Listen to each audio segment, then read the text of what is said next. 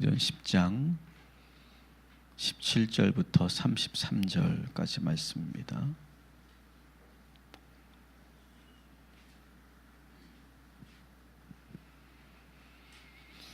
우리 다 같이 길지만 17절부터 33절까지 말씀을 같이 봉독하도록 하겠습니다. 베드로가 본 바 환상이 무슨 뜻인지 속으로 의아해하더니 마침 고넬료가 보낸 사람들이 시몬의 집을 찾아 문 밖에 서서 불러 묻더 이르되 베드로라 하는 시몬이 여기 유숙하느냐 하거늘 베드로가 그 환상에 대하여 생각할 때에 성령께서 그에게 말씀하시되 두 사람이 너를 찾으니 일어나 내려가 의심하지 말고 함께 가라. 내가 그들을 보내었느니라 하시니 베드로가 내려가 그 사람들을 보고 이르되 내가 곧 너희가 찾는 사람인데 너희가 무슨 일로 왔느냐. 그들이 대답하되 백부장 고넬료는 의인이요 하나님을 경외하는 사람이라. 유대 온 족속이 칭찬하더니 그가 거룩한 천사의 지시를 받아 당신을 그 집으로 청하여 말을 들으려 하느니라 한데 베드로가 불러들여 유숙하게 하니라. 이튿날 일어나 그들과 함께 갈새 요빠에서 온 어떤 형제들도 함께 가니라. 이튿날 가이사랴에 들어가니 고넬료가 그의 친척과 가까운 친구들을 모아 기다리더니 마침 베드로가 들어올 때에 고넬료가 맞아 발 앞에 엎드려 절하니 베드로가 일으켜 이르되 일어서라 나도 사람이라 하고 더불어 말하여 들어가 여러 사람이 모인 것을 보고 이르되 유대인으로서 이방인과 교제하며 가까이 하는 것이 위법인 줄을 너희가 알거니와 하나님께서 내게 지시하사 아무것도 속되다 하거나 깨끗하다 말라 하시기로 부름을 사양하지 아니하고 왔노라. 묻노니 무슨 일로 나를 불렀느냐. 고넬료가 이르되 내가 나흘 전 이맘때까지 내 집에서 제9시 기도를 하는데 갑자기 한 사람이 빛난 옷을 입고 내 앞에 서서 말하되 고넬료야 하나님이 내 기도를 들으시고 내 구제를 기억하셨으니 사람을 요빠에 보내어 베드로라 하는 시몬을 청하라. 그가 바닷가 무두장이 시몬의 집에 유숙하느니라 하시기로 내가 곧 당신에게 사람을 보내었는데 오셨으니 잘하였나이다.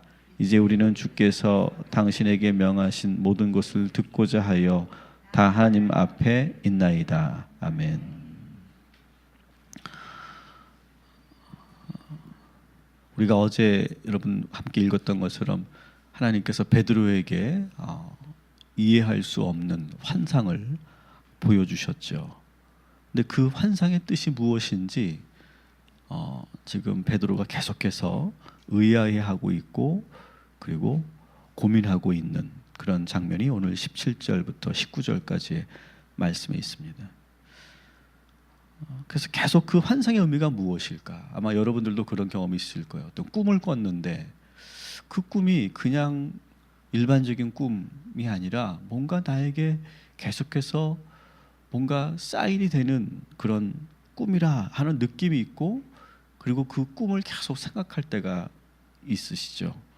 아니면 내가 어떤 음성을 들었는데 어떤 하나님의 그런 표적을 보았는데 그 의미가 무엇일까? 그것을 우리가 계속 생각하게 될 때가 있습니다. 지금 베드로도 지금 그 환상을 보고 나서 그 환상의 의미가 무엇인가를 계속 묻고 또 찾고 있어요. 근데 오늘 이 환상의 의미를 놓고 곰곰이 생각하고 묵상하는 가운데 17절에 이런 단어가 있죠. 따라합시다. 마침.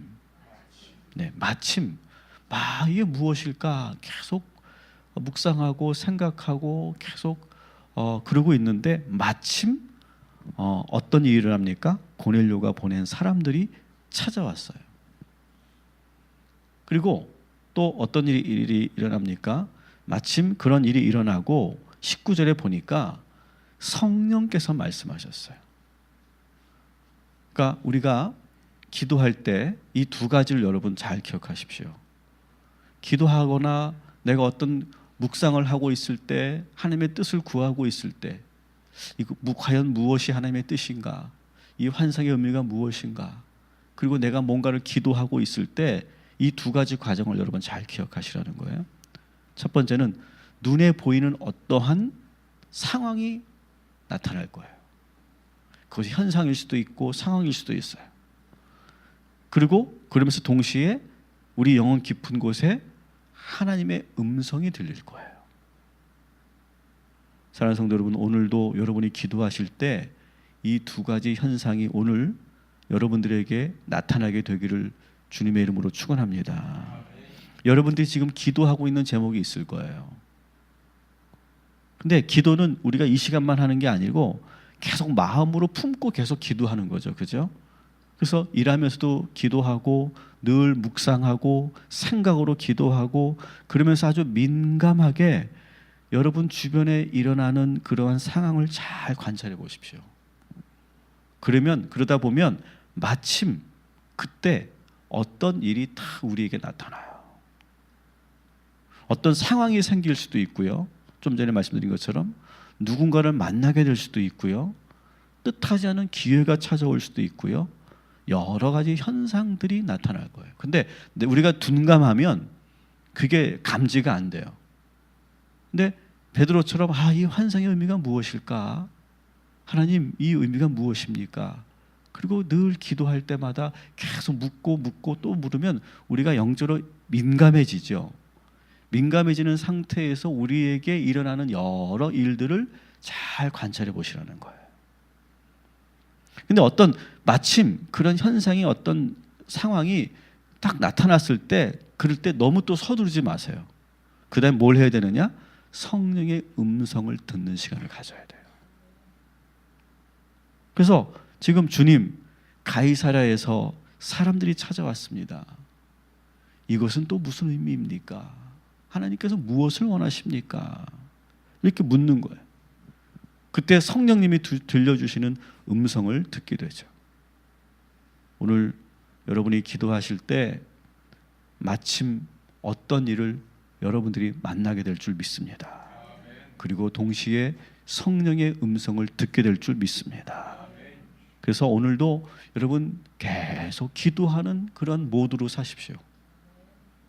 하나님 어떻게 해야 할지 가르쳐 주십시오. 말씀하여 주십시오. 이 의미가 무엇입니까? 이 상황이 어떤 상황입니까? 우리가 어떤 결정을 해야 합니까? 그래서 늘 우리의 24시간이 늘 주님과 대화하고 그리고 기도하는 그러한 생활이 될 때 하나님께서 우리에게 말씀하시려고 하고 인도하시려고 하는 그 사인을 우리가 알게 될 줄 믿습니다.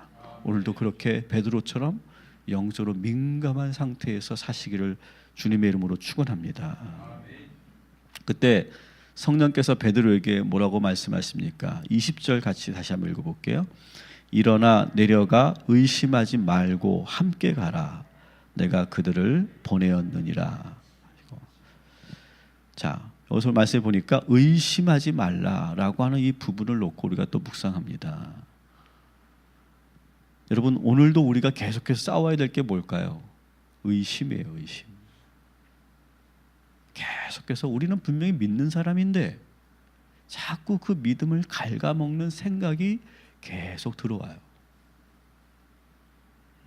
근데 그 의심이 어떤 형식으로 들어오느냐? 성경적 표현을 보면 화살처럼 우리가 날아온다. 여러분 그 고대 전쟁을 재현하는 그런 영화들을 보시면 그 적군들을 향해 활을 쏘면 한두 발만 쏘는 게 아니죠. 수천 수백 발을 쏩니다. 그래서 막 빛발처럼 그 화살들이 막 쏟아지는 그런 장면 여러분 보시죠. 그런 식으로 의심이 찾아와요. 매 순간순간 내 안에서 정말 그럴까? 이렇게 되다가 큰일 나는 거 아니야? 정말 하나님이 계실까? 하나님이 정말 나의 기도를 들어주실까? 뭐 끝도 없는 의심이 계속해서 우리 안에 들어옵니다. 그때 그 모든 의심의 화살을 막을 수 있는 것이 뭡니까? 우리가 전신갑주의 말씀을 우리가 볼 때 보면 믿음의 방패를 쥐어라. 그죠? 오늘도 여러분 믿음의 방패로 여러분의 생각 속에 들어오는 모든 의심을 물리치시기를 주님의 이름으로 축원합니다. 그래서 일어나 내려가 의심하지 말고 함께 가라. 이 말씀을 여러분 붙잡으세요. 그러면서 하나님의 은혜와 사랑을 여러분 의심하지 마시기 바랍니다. 하나님은 반드시 우리에게 은혜를 주시고 사랑하시는 분임을 믿으시기 바랍니다. 하나님의 인도하심을 의심하지 마세요. 우리는 지금 하나님의 인도하심대로 가고 있는 거예요. 여러분 믿으십니까? 의심하지 마세요. 하나님께서 여러분을 축복하시고 여러분을 결국 복되게 하여 주실 줄 믿습니다. 지금의 시련과 어려움 때문에 의심하지 마세요. 절대 의심하지 마세요. 하나님께서 여러분을 축복하시고 복되게 하실 거예요. 여러분의 사랑하는 사람들을 의심하지 마세요. 여러분의 남편을 의심하지 마시고 여러분의 아내를 믿어주시고 여러분의 자녀를 한없이 믿어주시고 신뢰해 주시기 바랍니다. 교회를 의심하지 마세요. 교회가 많은 어떤 사회적인 그런 여론에 올라오면서 많은 성도들이 교회를 향한 그런 신뢰가 떨어졌다. 그래서 최근에 나온 그 통계를 보니까 교회에 대한 신뢰가 10년 전만 해도 70 몇 %였는데 지금은 40%로 떨어졌다. 뭐 그런 이야기, 그런 통계가 있었던 것이 기억이 납니다. 여러분, 그럼에도 불구하고 믿으시기 바랍니다. 교회만이 희망이에요. 저는 그렇게 믿습니다. 이 사회에 여러분 대한민국에 교회가 없다고 생각해 보세요. 정말 상상할 수도 없는 사회적 문제들이 많이 일어날 거예요. 그래서 주변에 어떤 소리가 들려도 적어도 여러분이 소속되어 있는 이 교회를 믿으시기를 주님의 이름으로 축원합니다. 여러분 목회자들을 의심하면 물론 목회자들이 더 잘해야 되겠죠. 하지만 목회자들을 의심하면 그만큼 성도들에게는 손해가 되는 거예요.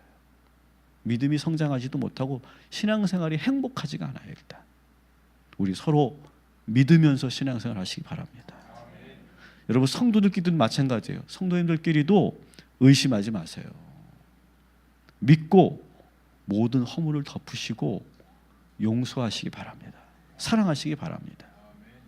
오늘 우리가 부른 찬양이 바로 그거죠. 의심을 다 버리고 구주를 영접하라.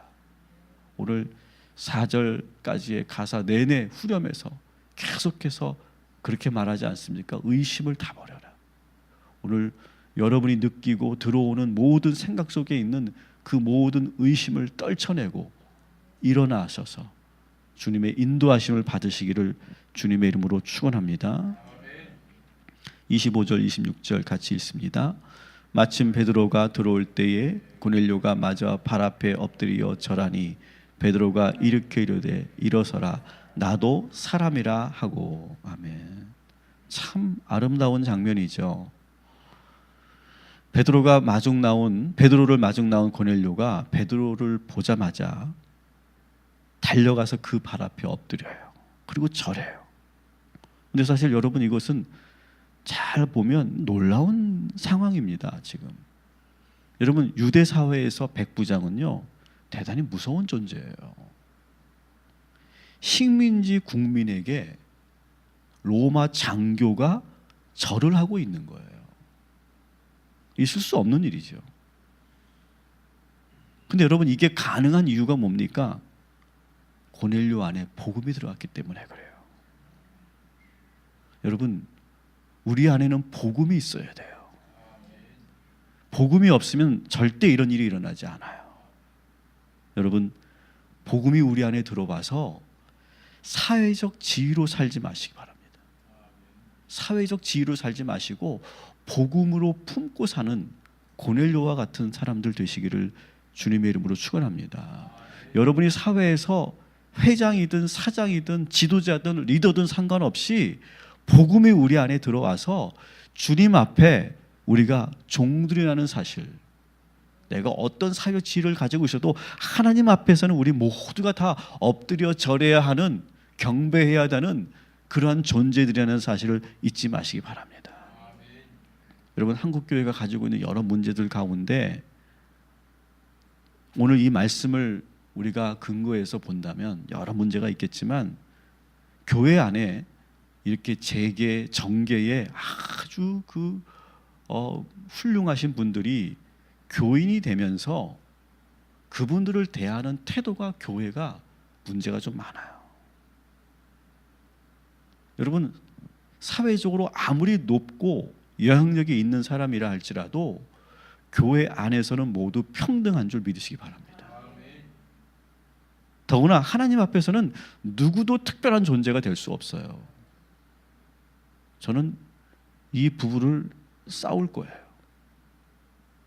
누구도 이 교회 안에 들어오면 특별한 사람은 없어요. 근데 종종 교회 안에서 안타까운 일들이 일어나죠. 가령 정계 인사가 교회에 와요. 그럼 맨 앞에 앉아요. 그리고 예배 중에 일으켜 세워서 인사를 시키고 박수를 치게 해요. 이것은 예배 가운데 저는 그것이 오히려 예배를 방해한다고 생각해요.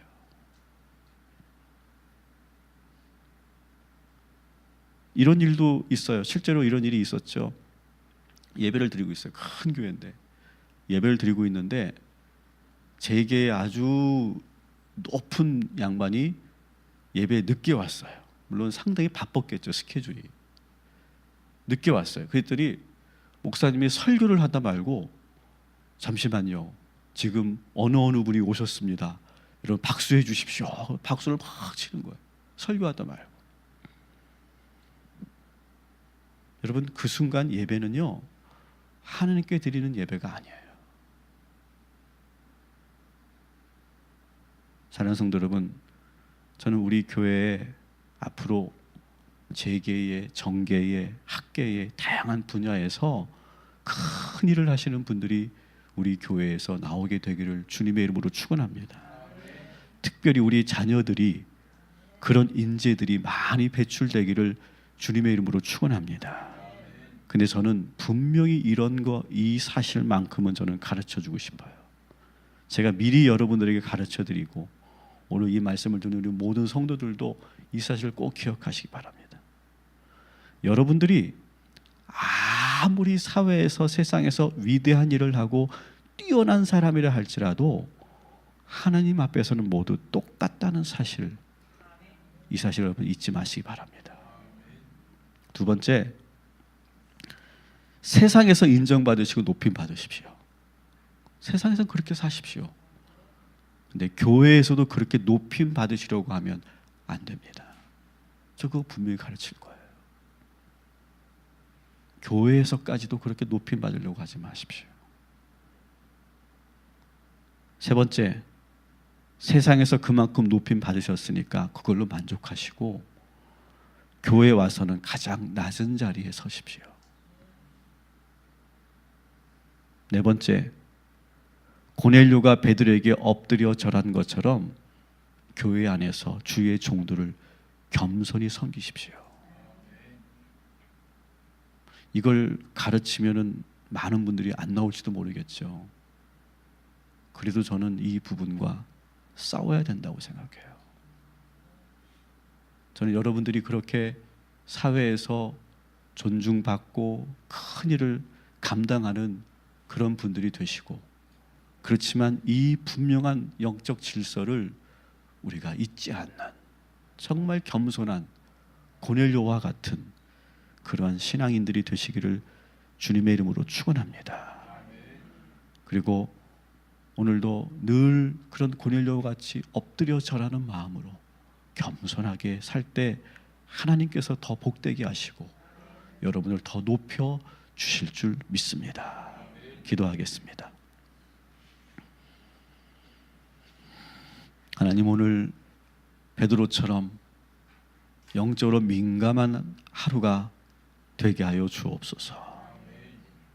그래서 하나님의 뜻이 어디에 있는지, 하나님께서 무엇을 원하시는지, 나에게 왜 이런 감동을 주시는지, 나에게 왜 그런 꿈을 보여주셨는지, 그런 환상을 주셨는지 계속 묻게 하시고 그때 마침 하나님께서 우리에게 보여주시는 그 상황과 기회를 놓치지 않는 우리 모두가 되게 하여 주옵소서. 그러면서 다시 한번 성령의 음성을 들으려고 날마다 주님의 전에 나와 기도하는 주의 성도들 되게 하여 주시옵소서. 아무것도 의심하지 말게 하시옵소서. 오직 기도와 간구로 하나님께 기도하는 사람들, 모든 의심의 화살을 믿음의 방패로 막아내고 오늘도 믿음의 반석에 굳게 서는 우리 성도들 되게 하여 주시옵소서. 하나님, 희강이를 위해서 기도합니다. 희강이도 믿음 잃지 않게 하시고, 희강이를 바라보면서 우리 가족들, 부모들 믿음 잃지 않게 하시고, 기도하는 우리 모두가 믿음 잃지 않게 하셔서 믿음으로 선포하게 하시고, 하나님께서 반드시 고칠 것을 믿고 먼저 감사할 수 있는 우리 모두가 되게 하여 주시옵소서. 하나님, 오늘도 고넬료처럼 엎드려 절하는 마음으로 더욱더 낮아지고 겸손할 수 있도록 인도하여 주시옵소서. 하나님, 우리 교회에 하나님 각 분야에서 정말 두각을 나타내고 위대한 일들을 감당하는 그런 성도님들을 주님 허락하시고, 우리 특별히 다음 세대 우리 자녀들이 그렇게 하나님께 쓰임 받는 그러한 사람들로 주님 만들어 주시옵소서. 우리 교회에서 최고의 그러한 전문가들이 나오게 하시고, 최고의 학자들이 나오게 하시고, 최고의 그러한 재계 인물들이 나오게 하시고, 정계 인물들이 나오게 하시고, 각 분야에서 그렇게 인정받는 우리의 자녀들 되게 하여 주시옵소서. 그러나 우리 부모들이 그들에게 다시 겸손을 가르치게 하시고, 우리 교회는 철저하게 그 영적 질서를 지켜가는 교회가 되게 하여 주시옵소서. 우리 모든 동탄 꿈의 교회 성도들, 이 말씀을 듣고 있는 모든 성도들 가운데 성령이 임하셔서 오늘도 기적으로 살아가게 하여 주시옵소서. 예수님의 이름으로 기도합니다. 아멘. 하늘에 계신